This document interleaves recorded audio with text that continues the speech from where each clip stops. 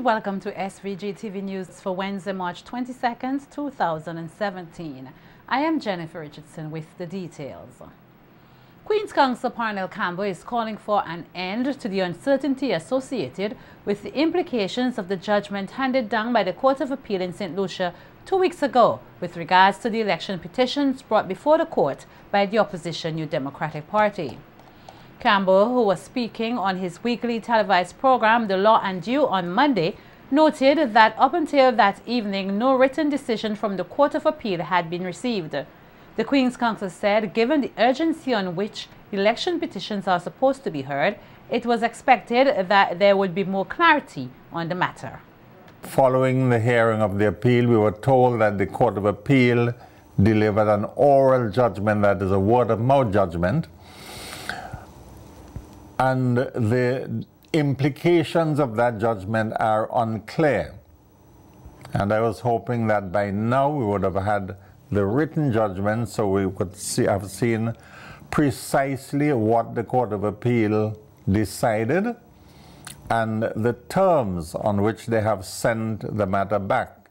It is very important because here we are 15 months after general elections, with still enormous uncertainty as to the election process in two constituencies. Campbell added that he would like to get clarifications on what the Court of Appeal meant when it said that bias was found.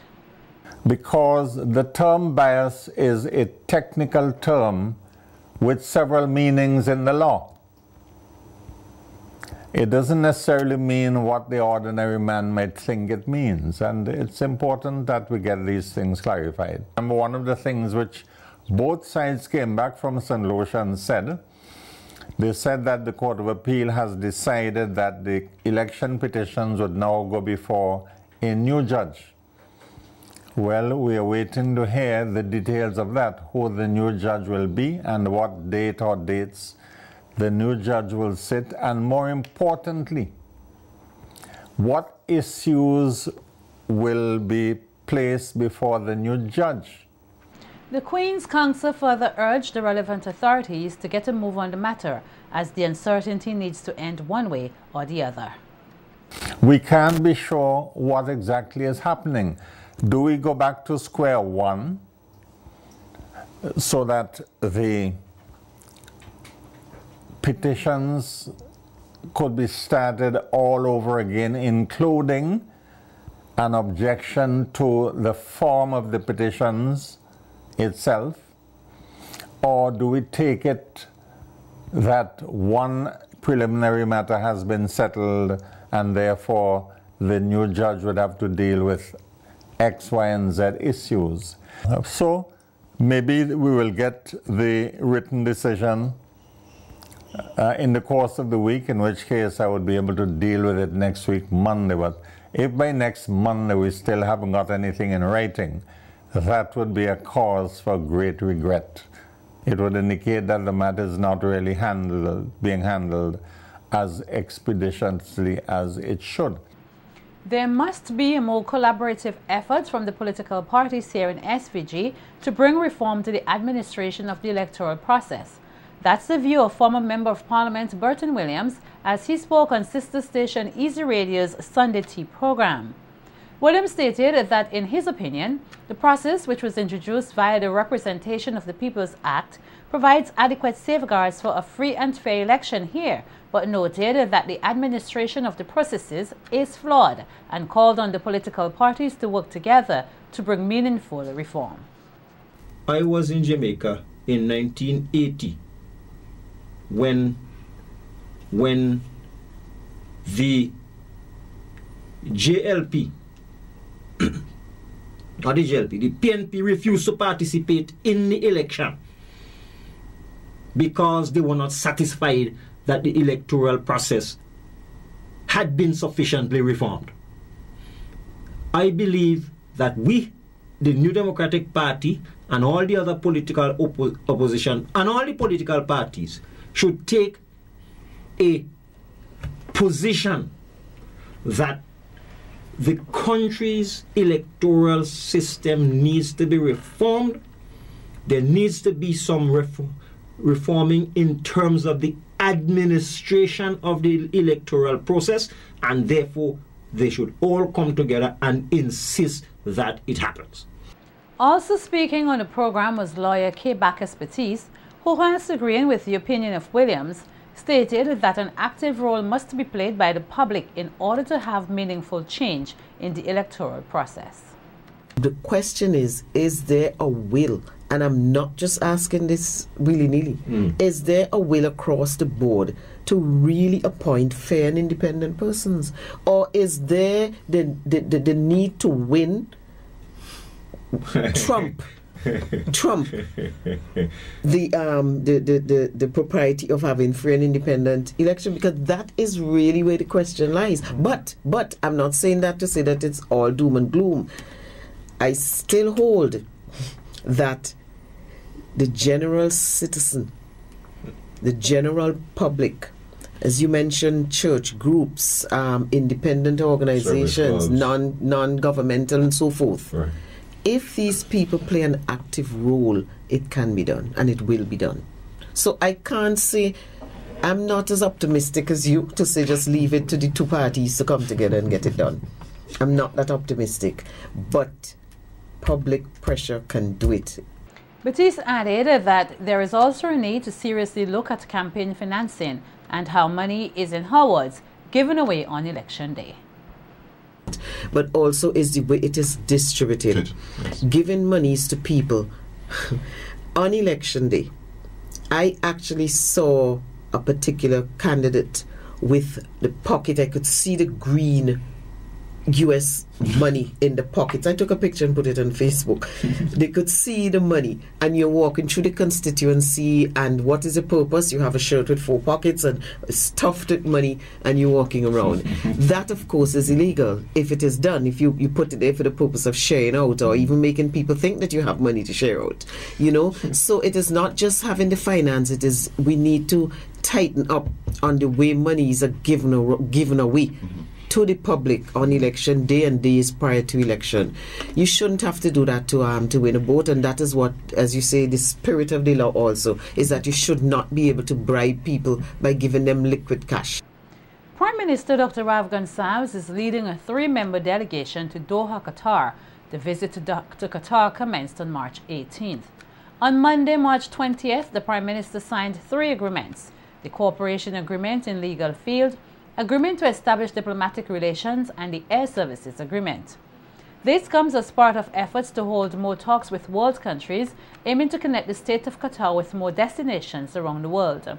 The Air Services Agreement was signed by Prime Minister Gonsalves on behalf of St. Vincent and the Grenadines and the Minister of Transport and Communications of Qatar, Jassim Saif Ahmed Al Sulati, while the Cooperation in Legal Field Agreement was signed by the Prime Minister and the Minister of Justice of Qatar.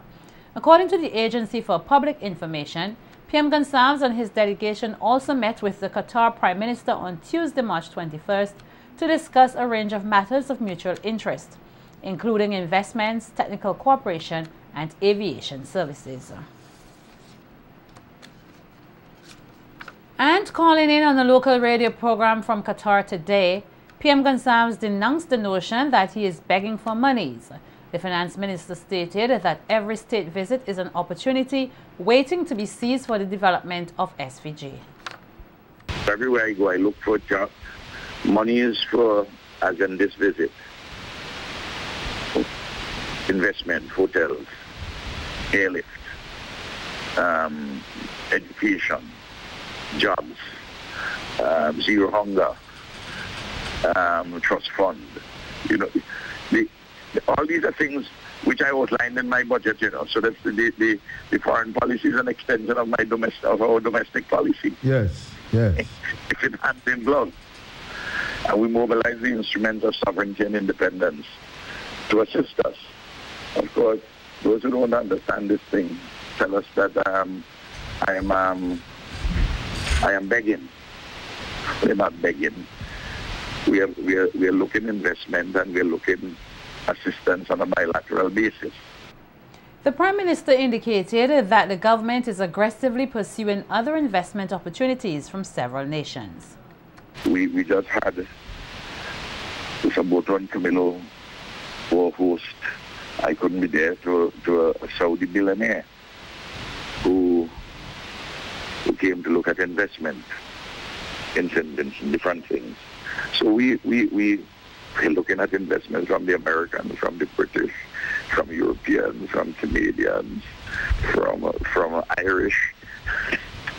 I mean, it's Italians. Italians are involved in Canawan. Mr. Pinataro, who built upon the work of Mr. Saladino. He's a new investor there. There's several others. There is Dermot Desmond, who has come with the marina, which we're opening sometime early April, I think April 10th. They're having an opening. You have the Canadian investor down at Moncton, Peters. We had the British from Bucament, and we're talking to the British investors. We have the Irish in the form of telecoms with Digicel. We have that also, the British with cable and wireless. The Finance Minister reiterated the importance of investment, stressing it is the only way progress will take place here in St. Vincent and the Grenadines. In other words, you go everywhere for investment. Yes. Foreign direct investment, and we go for different sources for investment of a state-to-state kind.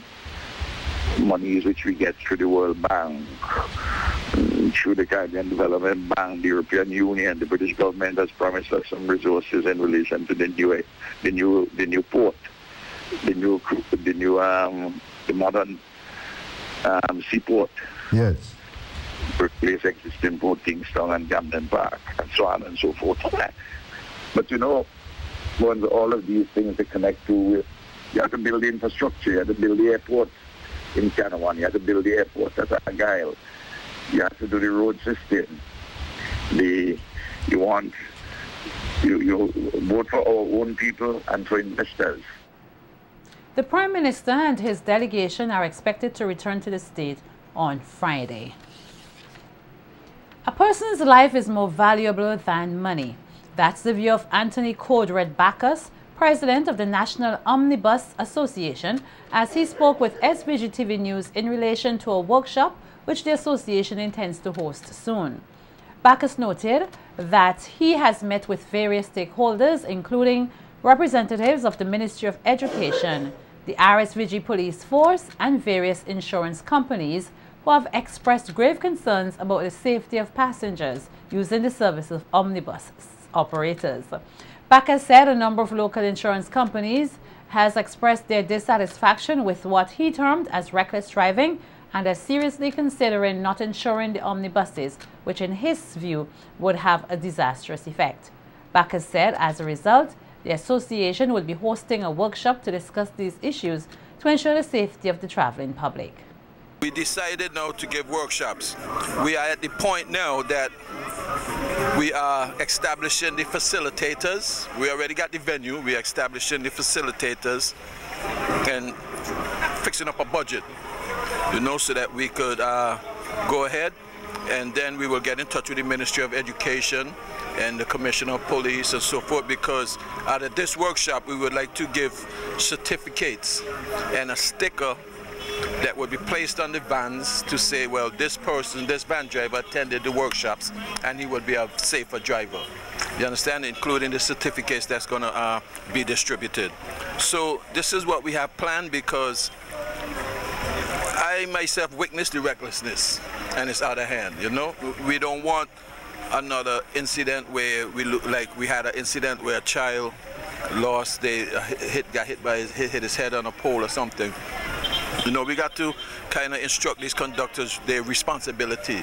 You know, when people in the van, you know, the van drivers, you know, it's not, you know, you don't make money because you speed. You're endangering your life, other people's lives. The Noble President stated that whilst the association is doing its utmost to ensure the safety of the traveling public and the livelihood of the operators, it also aims at restoring the confidence of the insurance companies in the competence of omnibus operators. Bacchus appealed to omnibus operators to be mindful of the lives of those they transport. Any way you go in this world, any job you have, anything you do, it should be order. And especially minibuses, where we're transporting tens of thousands of people a day. It should be order.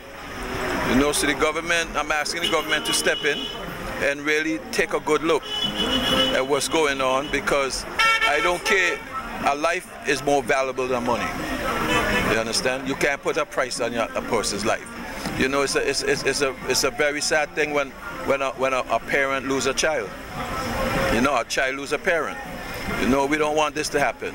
So I myself, I'm going to see what I could do in reference to the workshops to assist, to put some confidence into the insurance companies so that they won't cut these guys' insurance, and they could lose their license as well. The commissioner of police will take their license, the courts will take their license.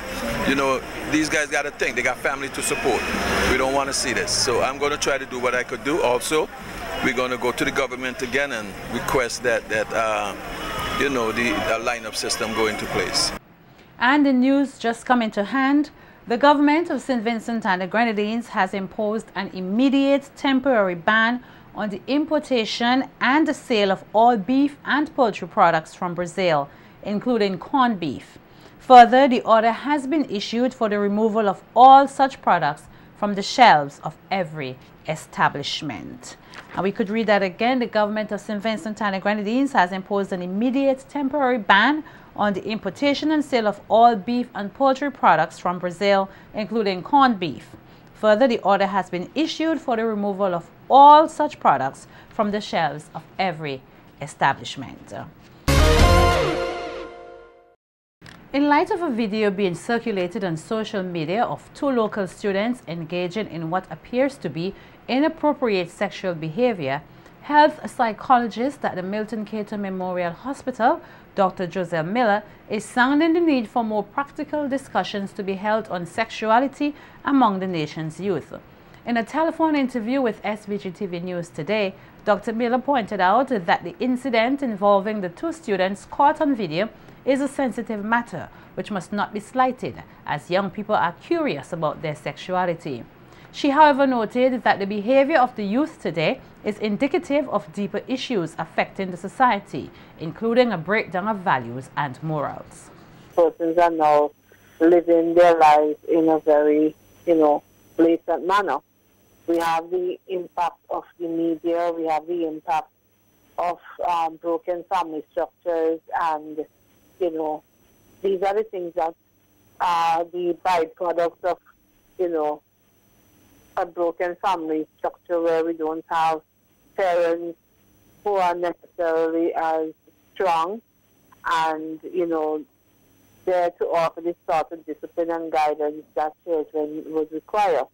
Now, I'm not saying this is the case with these children, because for all there's probably some good family structures, there's probably some good homes, and, it's a matter of making poor choices. Nonetheless, it is something that we can't, turn a blind eye to. It has been presented to us, and as a result, we have to deal with it. Dr. Miller expressed concern over the sharing of the video on social media and warned that such practice can cause more harm to not only the students but their families and academic institutions. One of the things we have to be mindful of is a very sensitive situation, and we wouldn't want to cause more harm and more pain than is necessary. So I would, first thing I would want to suggest for all the persons who have the video to try and delete it. There isn't a need for persons to be showcasing and to keep spreading this thing that can go globally, because with social media, how things can fly. It is very important that we protect the identity of these two young individuals, and also bear in mind that they're not the only ones who are going to be affected. We have their families will also be touched by this, as well as their school environment, the staff, the students of the schools that they represented, because they were identified in their school uniform. The health psychologist said that it is important that the students are counseled but given the appropriate form of discipline to help restore their behavior, and cautioned those involved in such decision to exercise wisdom.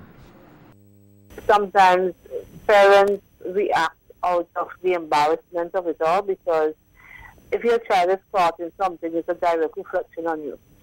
And what they want to shy away from is just responding in a rash manner, but rather to just simply, take the time to cool down, process what has happened, and try to make sure that in the end they are safeguarding their child.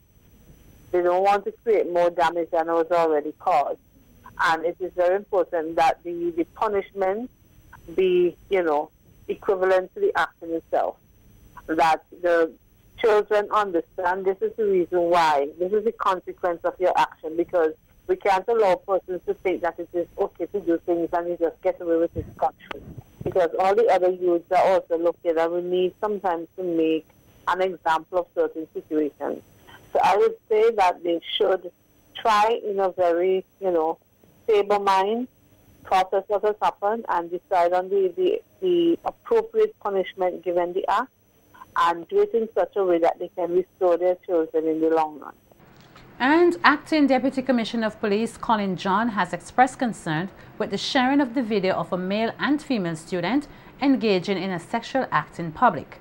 Speaking on Extreme FM this morning, John questioned the intention of the person who originally filmed it as well as posted the video. He also cautioned persons about resharing the video, as they too could be brought to justice under the cybercrime legislation. Just had a look at it.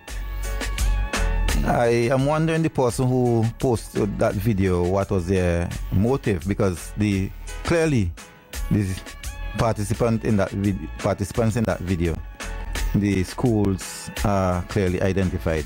They could have taken it to the principals of these schools, or even try to ascertain the parents of these children and try and deal with it in that manner instead of posting it on social media. I do not know what satisfaction they derive from doing that.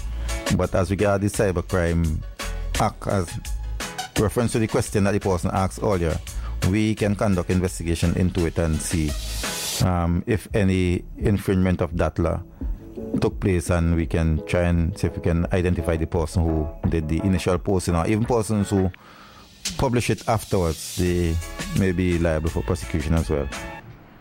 Cognizant that there is no fixed charge for persons who commit the offense of child abuse and or neglect, as such a charge is left to the discretion of a judge or magistrate, persons are being urged to be more responsible and to seek other ways to resolve issues.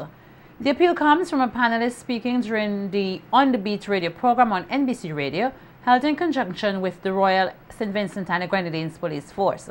Discussing the topic child abuse and discipline, one of the panelists, Constable 949 Edson Smith, who is attached to the Public Relations Department of the Police Force, pointed out that instance of child abuse is recognized by the law once the victim is under the age of 18 years.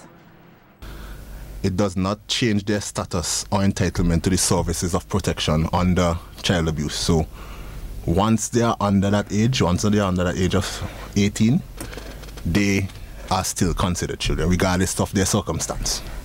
It would be a different categorization if the person is over the age of 18, they're not considered by the state as a child.